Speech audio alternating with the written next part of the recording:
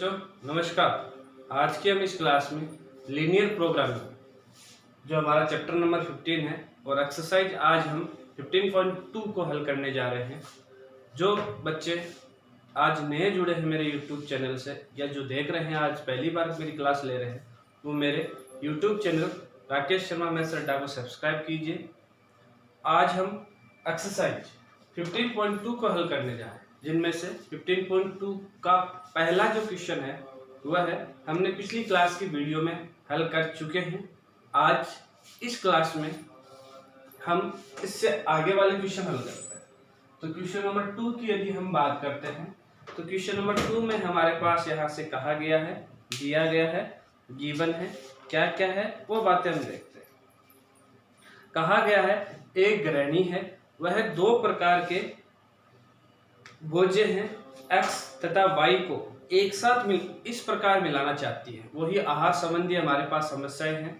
कहा गया है कि एक गृहिणी दो प्रकार के भोज्य x तथा y को एक साथ इस प्रकार मिलाना चाहती है कि मिश्रण में विटामिन A, B और C क्रमशः कम से कम 10, 12 तथा 8 इकाई विद्यमान है और 1 किलोग्राम भोज्य में विटामिन संयोजन निम्न प्रकार से हमारे पास टेबल बनाई गई है।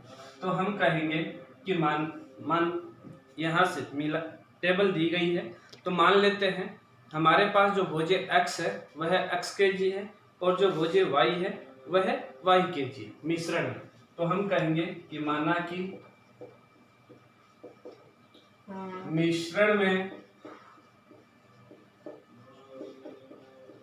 भोज्य x kg व भोज्य y kg, ठीक है, ये हमने मान। अब उसके बाद में हम टेबल बनाते हैं, टेबल का निर्माण करते हैं। तो टेबल के निर्माण में देखिए हमारे पास जो गिवन है, ठीक है, यहां से हमारे पास दे रखा है भोज्य x, यहां हमारे पास है भोज्य y, यह है विटामिन A,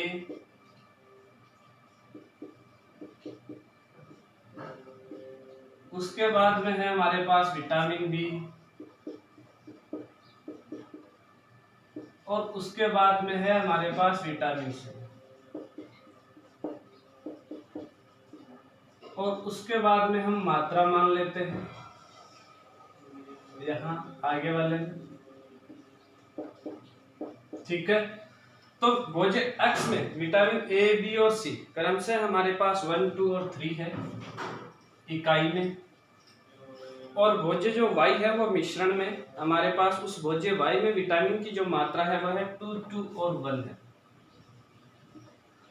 मात्रा हमने मान ली, भोज्य x की मात्रा कितनी है x kg और यहां से भोज्य y की जो मात्रा मानी हमने वह है y kg मानी, ठीक है। अब उसके बाद में कहा गया है कि भोज्य x तथा y के 1 किलोग्राम की कीमत क्रमशः 6 रुपए व 10 रुपए है। तो इस भोज्य की न्यूनतम कीमत ज्ञात करनी है। तो देखो कीमत, यहाँ एक टेबल और बनाते हैं कीमत की। तो यहां से हमारे पास आई कीमत देखें तो भोज्य की 1 किग्रा की जो कीमत है वह है 6 रुपए भोज्य x की और भोज्य y की 1 किग्रा की जो कीमत है वह है 10 रुपए। अब उसके बाद में हमें कम से कम में कहा गया है कि विटामिन A की जो मात्रा है मिश्रण में वह है कम से कम हमारे पास यहां से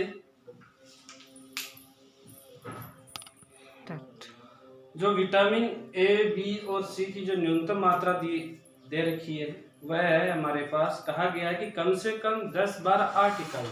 कम से कम का अर्थ क्या है कि हम यहाँ से इतनी तो लेंगे, ज्यादा अपन कितनी भी ले सकते हैं। इसका मतलब मैं यहाँ लिखता हूँ ग्रेटर देन इक्वल, यहाँ से हमारे पास है 10, यहाँ से हम लिखते हैं कि ग्रेटर देन इक्वल, यहाँ से है 12 और यहाँ हम लिखते हैं कि ग्रेटर देन इक्वल, यहाँ से क्या जाएगा 8 इकाई। उद्देश्य क्या है? उद्देश्य हमें लास्ट में कहा गया है कि भोज्य मिश्रण की न्यूनतम कीमत ज्ञात करनी है। तो उद्देश्य मैं यहाँ लिखता हूँ, इधर साइड में लिखता हूँ। तो उद्देश्य हमारे पास आ चुका है कि उद्देश्य फलन z बराबर हमें इस भोज्य मिश्रण की न्यूनतम कीमत, यदि मैं कहूं कि यहाँ से भोज्य x की जो 1 kg की मात्रा है, एक kg की जो कीमत है वह कितनी है, 6 रुपए प्रति kg, ठीक है, या 6 रुपए है 1 kg। तो x kg हमारे पास मात्रा हो तो उसकी कीमत कितनी हो जाएगी, 6x, और प्लस यहाँ से भोज्य जो y है उसकी 1 kg की मात्रा कितनी है, 10 रुपए, तो y kg की कितनी हो जाएगी यहाँ से 10y, क्योंकि यहाँ जोड़ा क्यों, क्योंकि हमें मिश्रण की न्यूनतम कीमत ज्ञात करनी है। ये तो हो गया उद्देश्य फलन। अब व्यवरोध की बात करते हैं, तो व्यवरोध हमारे पास क्या क्या आते हैं, यहाँ से हमें 3 डाटा दिए गए हैं कि हमारे पास विटामिन ए की जो भोज्य x में है वह 1 इकाई है, वह है प्रति केजी है, तो x केजी है, तो हमारे पास यहाँ से क्या जाएगा x, और भोज्य y की जो प्रति केजी, भोज्य y में विटामिन ए की प्रति केजी इकाई कितनी है, 2 है, ठीक है, तो y केजी में कितना आ जाएगा हमारे पास, तो x प्लस यहाँ से आ चुका है 2y is greater than equal, vitamin A की मिश्रण में कुल मात्रा कितनी होनी चाहिए, कम से कम 10, तो ग्रेटर देन इक्वल कितना हो चुका है 10। इसी प्रकार से दूसरा डाटा देखें तो वह आ चुका है कि 2x प्लस 2y, और ग्रेटर देन इक्वल क्या आ चुका है 12, और इसी प्रकार से विटामिन सी से देखें तो यहाँ से आया 3x plus y is greater than equal क्या आ चुका है 1, और x का मान 0 या 0 से बड़ा होना चाहिए और y का मान 0 या 0 से बड़ा होना चाहिए। क्यों होना चाहिए, क्योंकि भोज्य x की मात्रा ये तो हो नहीं सकती कि वो ऋणात्मक में जाए, हमेशा 0 या पॉजिटिव होनी चाहिए। अब हमारे पास ये आ चुके हैं असमीकाएं आ चुकी है, उद्देश्य फलन आ चुका है, हमें इसको हल करना है। सबसे पहले मैं असमीका को सबसे पहली वाली लेता हूं, तो मैं कहूंगा कि चूंकि असमीका को समीका रूप में लिखने पर,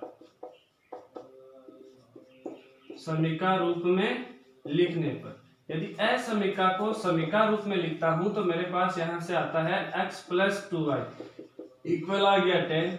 इसकी टेबल बनाते हैं, टेबल बनाते हैं तो हम देखते हैं कि यहाँ से x, यहाँ से y, x का मान 0 हो तो y का मान आता है 5, और y का मान यदि 0 हो तो x का मान आता है 10। तो ये तो आ गई टेबल, जब आलेख खींचने के लिए हमें आवश्यकता होगी। अब हम बात करते हैं कि इस असमीका का हल क्षेत्र कैसे होगा, क्या होगा, तो हम कहेंगे कि असमीका में जब x बराबर 0 व y बराबर 0 हो, तो यदि असमीका में x का मान 0 और y का मान 0 आता है तो हम देखते हैं, अब हम इसको मिटा सकते हैं, यहां से हम इसको मिटाते हैं। तो देखो, यदि हमारे पास हम कहेंगे कि जब असमीका में हमारे पास जब x बराबर 0 y बराबर 0, तो यहां से हमारे पास प्राप्त होता है 0 plus 2 into 0 is greater than equal 10। यहां से देखें तो 0 इज ग्रेटर देन इक्वल 10 क्या कथन सत्य है, असत्य है, क्योंकि 0 का मान 10 से बड़ा नहीं हो सकता, कथन असत्य है, तो हम कहेंगे कि इसीलिए असमीका का हल क्षेत्र किसकी तरफ होगा, मूल बिंदु के विपरीत दिशा में होगा, मूल बिंदु के विपरीत दिशा में होगा। तो यह हो चुका है पहली वाली असमीका का हल। अब हम बात करते हैं दूसरी असमीका का। दूसरी असमीका देखें तो हमारे पास यहाँ से दूसरी असमीका में है, हम कहेंगे कि चूंकि असमीका, कौन सी असमीका, 2x plus 2y is greater than equal 12 को समीका रूप में लिखने पर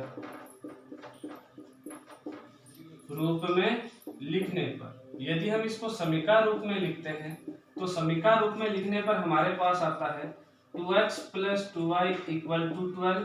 हम यहाँ से इसकी टेबल का निर्माण करते हैं, टेबल का निर्माण करते हैं तो हम पाते हैं यहाँ से ये x हो चुका है, ये y हो चुका है। जब x का मान 0 तो y का मान आया 6, और जब y का मान 0 तो x का मान आ चुका है 6। ये हमारे पास टेबल आ चुकी है जिससे हम आलेख खींचेंगे।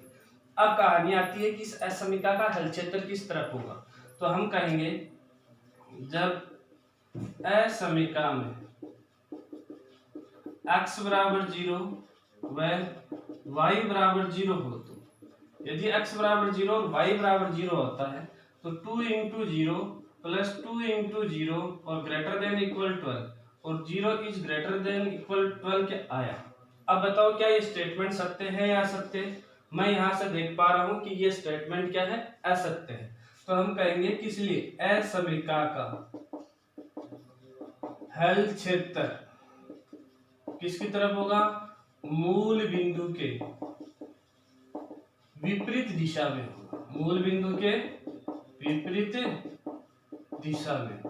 अब इसका भी हमारे पास जो सेकंड वाली है, इसका भी हमने हल क्षेत्र ज्ञात कर लिया। अब तीसरी वाली असमीका देखते हैं। तो हम कहेंगे कि चूंकि असमीका, कौन सी असमीका, कि 3x प्लस वाई को कौन से रूप में लिखने पर, समीका रूप में लिखने पर, तो समीका रूप में लिखने पर, यदि समीका रूप में लिखते हैं तो समीका रूप में लिखने पर हमारे पास आता है 3x, अच्छा ग्रेटर देन इक्वल 8, ठीक है। 3x plus Y equal to क्या आ चुका है, 8। टेबल का निर्माण करते हैं, टेबल का निर्माण करते हैं तो यहाँ x यहाँ y, x का मान 0 तो y बराबर 8, y का मान 0 तो x की वैल्यू आ चुकी है हमारे पास 8/3। अब हम इसका हल क्षेत्र देखते हैं। तो हम कहेंगे कि जब असमीका में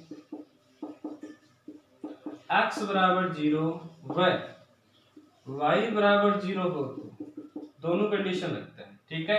तो यहां से रखते हैं तो 3 इंटू 0 प्लस y की जगह 0 आ चुका है, 0 इज ग्रेटर देन इक्वल क्या है 8, यहां से 0 इज ग्रेटर देन इक्वल क्या आ चुका है 8। अब बताओ कि ये कथन सत्य है या असत्य है, ये कथन असत्य है। असत्य है तो हम कह सकते हैं कि असमीका का जो हल क्षेत्र है वह किसकी तरफ होगा, मूल बिंदु के विपरीत दिशा में। तो हम कहेंगे यहां से असमीका का हल क्षेत्र मूल बिंदु के विपरीत दिशा में।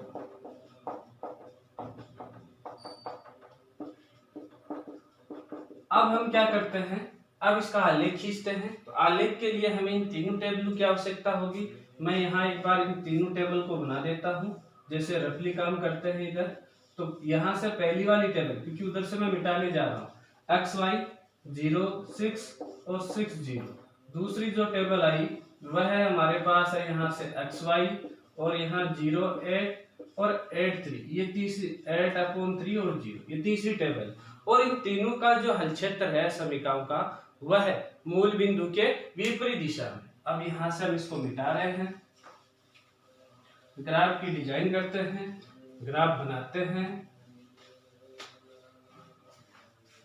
तो देखो यदि हम ग्राफ का निर्माण करते हैं तो ग्राफ में देखिए, यहां से मैं देखूं तो 1 फिर 2 3 4 5 6 7 8 9 10 11 12। उसके बाद में 1 2 3 4 5 6 7 8 9 10। ये हो चुका है हमारे पास y अक्ष, ये हो गया मूल बिंदु, और ये हो चुका है हमारे पास x अक्ष। सबसे पहले वाली टेबल से देखें तो दे रखा है 0 6, कौन सा पॉइंट हुआ ये, फिर दे रखा है 6 0, कौन सा पॉइंट हुआ ये। इनको मिलाते हुए यदि मैं रेखा खींचता हूं तो वह रेखा इस प्रकार से गुजरती है।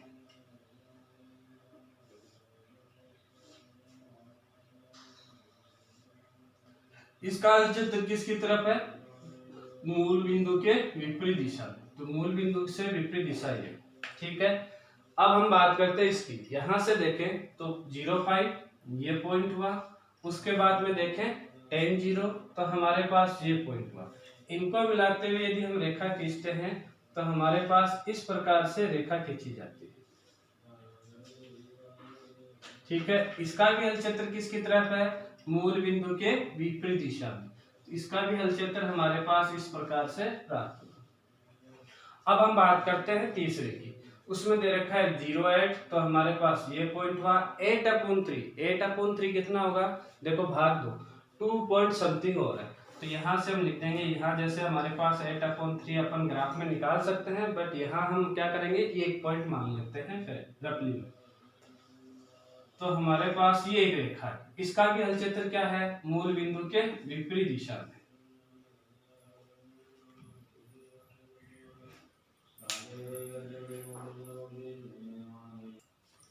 अब हम देख रहे हैं कि इन सभी का हल क्षेत्र किसकी तरफ आ रहा है, मूल बिंदु के विपरीत दिशा में आ रहा है। तो यदि मैं इनका उभयनिष्ठ हल क्षेत्र देखूं तो मैं एक डार्क लाइन से इनका उभयनिष्ठ हल क्षेत्र देखो ऐसे डार्क लाइन से कर रहा हूं और ये हमारे पास आ चुका है।